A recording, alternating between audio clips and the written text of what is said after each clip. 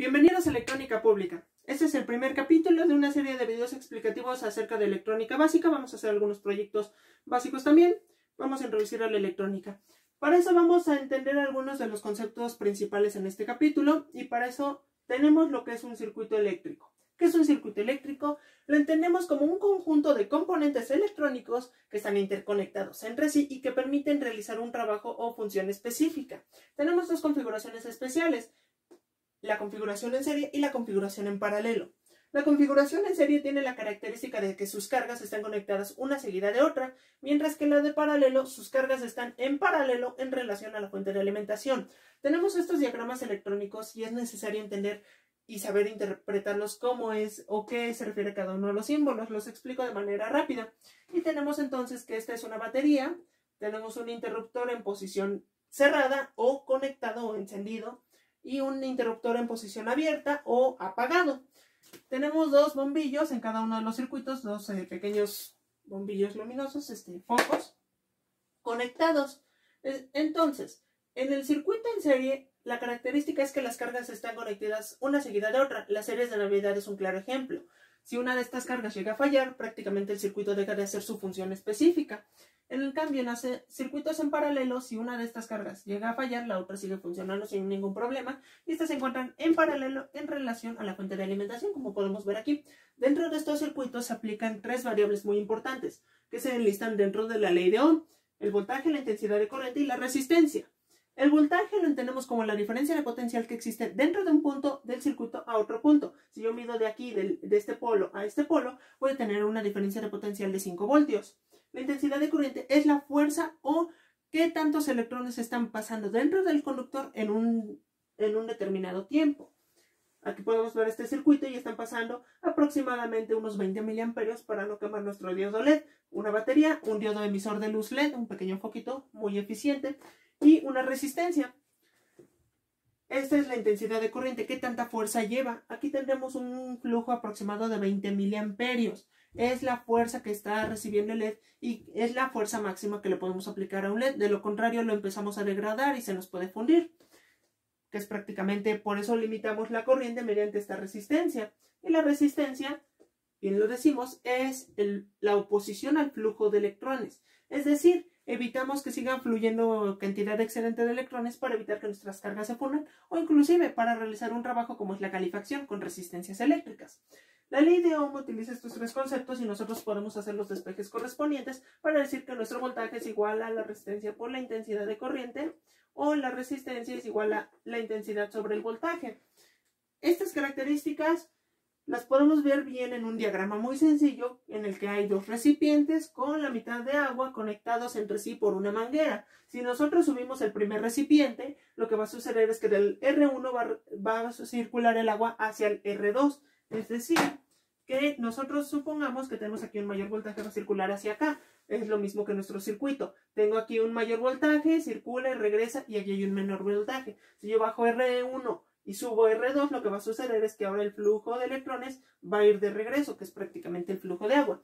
La intensidad de corriente es qué tan rápida o qué tanta presión lleva la manguera dentro de del diagrama que hicimos. Es decir, que si nuestra intensidad de corriente es muy elevada, nuestra presión en la manguera va a ser demasiado rápida, va a ir muy rápido. Y la resistencia es prácticamente si nosotros doblamos esa manguera y oponemos al flujo de corriente que está circulando dentro de esta manguera. Es importante mencionar que dentro de la electrónica tenemos tres materiales: los conductores, los aislantes y los semiconductores. Los conductores, su característica es que permiten libremente el flujo de electrones. Los cables de cobre y la mayoría de los metales conducen la electricidad. Los aislantes se oponen al flujo de electrones y esto es porque tienen una resistencia muy elevada. Este es el caso de materiales como el plástico, el vidrio, entre otros objetos que se utilizan en los aislantes. Y por último, los semiconductores, que están formados de silicio y que se les conoce como aquellos microchips, microprocesadores, que permiten el flujo de electrones dentro de ciertas condiciones. Estos microchips elementalmente tienen silicio y permiten el flujo por medio de algunos transistores, que los vamos a ver en un futuro, pero solo permiten la conducción de la corriente bajo ciertas condiciones. Dentro de esto, entonces, nosotros ya tenemos la ley de Ohm, tenemos el circuito eléctrico. Ahora vamos a ver los tipos de corriente. Hay dos tipos de corriente ampliamente utilizados, y los cuales son la corriente directa y la corriente alterna. La corriente directa yo siempre voy a tener una polaridad definida. Este es el caso de mi batería. Yo tengo un positivo y un negativo, rojo, negro. Característicamente el negro es el negativo o también el azul. Y el rojo es el positivo, ese si no llega a cambiar mucho. Entonces, siempre voy a tener un polo definido. Yo lo puedo utilizar en aplicaciones de bajo voltaje, como son aquellos reguladores de carga, las fuentes conmutadas que utilizan las computadoras para recargar sus baterías, teléfonos celulares, entre otros controles remotos, utilizan la corriente continua, que son prácticamente la corriente que se utiliza en baterías, pilas, acumuladores.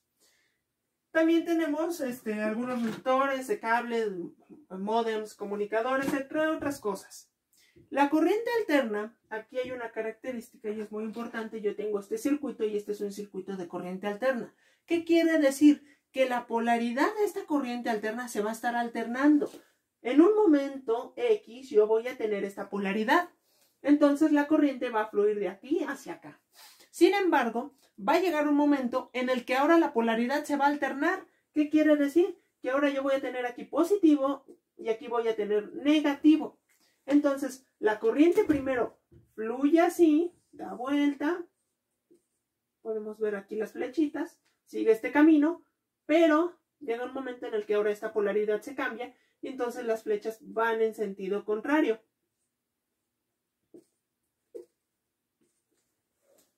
La corriente alterna que nosotros usamos diariamente tiene un cambio de frecuencia de 60 Hz, es decir, que 60 veces está produciendo este cambio de ciclo. Ampliamente se utiliza en los circuitos principales, bombillas, focos y todos los enchufes que se utilizan la corriente alterna. Algunas herramientas, ya sean motores eléctricos, licuadoras, batidoras, utilizan la corriente alterna como fuente principal. Aquí podemos encontrar que los enchufes no tienen un positivo y un negativo. Es muy importante distinguir esto, ya que yo aquí tengo un enchufe y tengo una patita más grande y una patita más corta.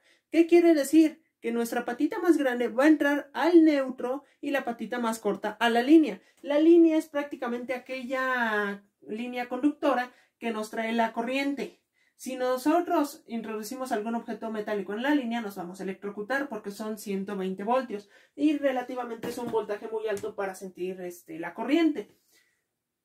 Los circuitos de corriente alterna, entonces entendemos que hay una línea y un neutro. El neutro siempre se va a mantener de esta manera. Es un voltaje de 0 voltios. No va a haber nunca corriente, esperando que la instalación esté realizada correctamente. En cambio, la línea, lo que va a suceder es que voy a tener una onda senoidal en la cual los picos altos son de 120 voltios, 120 voltios y obviamente, como les decía, más, menos, más 120 voltios y así sucesivamente. Y esto se va desarrollando de manera que tenemos nuestra corriente alterna. Hay aplicaciones específicas que utilizan la corriente alterna y pues principalmente son los sistemas que están conectados directamente a los adaptadores, a los enchufes de casa. Prácticamente estos son algunos de los conceptos importantes dentro de la electrónica. En el próximo video vamos a trabajar con estos conceptos mediante una herramienta conocida como multímetro y bueno, vamos a desarrollar cómo utilizarlo apropiadamente, cuáles son las cuestiones que se deben tomar en cuenta y qué debemos evitar hacer. Hasta la próxima.